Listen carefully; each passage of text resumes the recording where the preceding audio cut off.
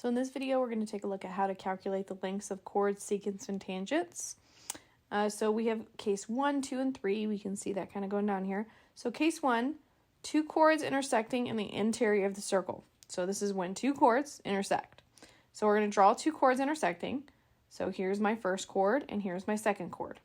So when this happens, you can see this. We have PA, so we have this small piece here, times PB.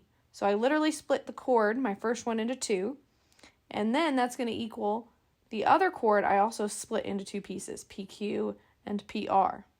So this is what happens. This is how we can calculate this if we have two chords intersecting inside of a circle. So in this case, I'm going to need, quite a bit of information.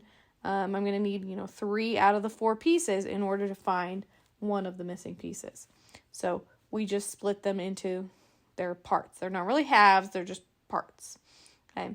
Now case 2, we have two secants intersecting in the exterior of the circle. So now we're going to draw that. So here's my first secant, and again I just labeled it AB, and here's my second secant, and I have RQ, and I'm having them intersect here at P. So now when I have this happen, I'm going to have PA, again, this piece outside of the circle, times the whole thing. So now it's not a piece and a piece, it's the part that's outside by the whole thing, from the intersecting part to the circle. And then I'm going to have PQ, which is this part here for the second secant, all the way to the whole thing, PR. So again, very similar properties. You just have to remember, if it's inside, it's the separate pieces. If it's outside, it's the piece outside by the whole thing. And then the other piece outside by the whole thing.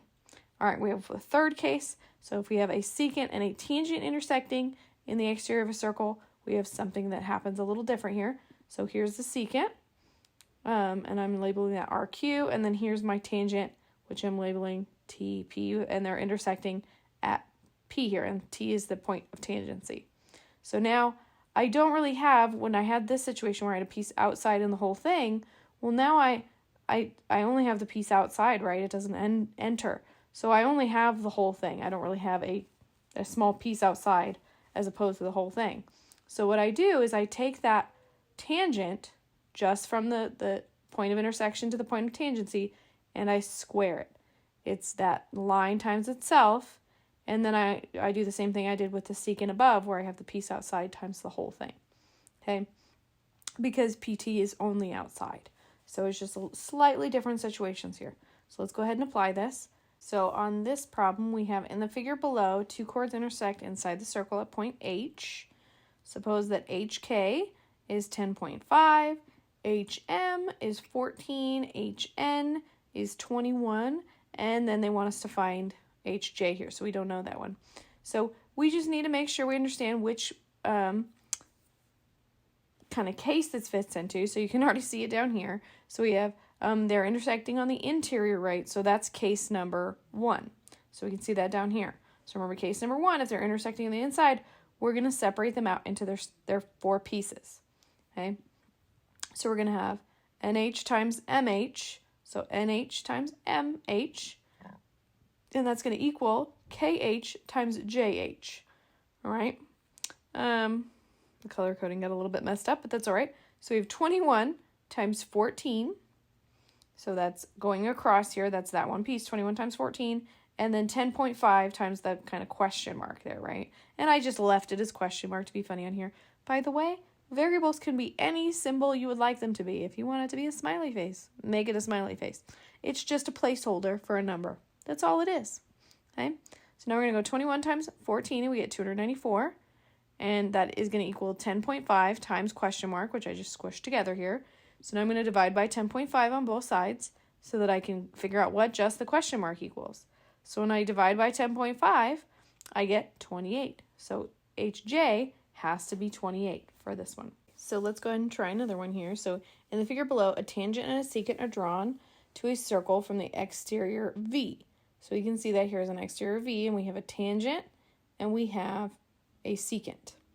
So suppose that VD, so this whole length is 22, and VG, so the tangent, is 11.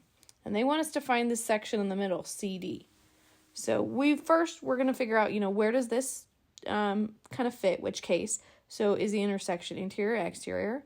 So it's definitely exterior. So we're actually going to fit this one into case number 3, right? So we can see that here. So we have a tangent and a secant. So remember, that means that we're going to square the tangent length, and that's going to equal the piece outside for the secant times the whole thing. Okay, so what that means is we kind of need an extra piece here. I need this little piece outside. I'm going to focus on this first. We're going to slightly ignore the CD because I don't need that for the first part of the calculation here. I'll come back to it because that's the answer I'm trying to get to. But first I need to figure out what this little piece is, so then I can kind of subtract from the whole thing to find out the part that I want. Okay, so now we're going to go VG squared because that's our tangent, and that's going to equal VC, which is the part outside, times the whole thing, VD. So now I have 11 squared equals my question mark there times 22. 11 squared is 121, and then I have 22 times question mark. Okay, and I'm going to divide by 22 on both sides so that I can figure out what is that little question mark area. So that length right there is 5.5. So now I just have to do that segment, kind of an addition idea. I know that the whole thing is 22, and this piece is 5.5. So CD is going to be equal to the whole thing minus the 5.5, right? So if I simply subtract, then I'll see that CD has to be 16.5. And oops, I forgot to change color there, but that's okay. So that was just using secants and tangents, kind of depending on where they intersect, to find missing lengths. I hope that helped, and I'll see you in the next video.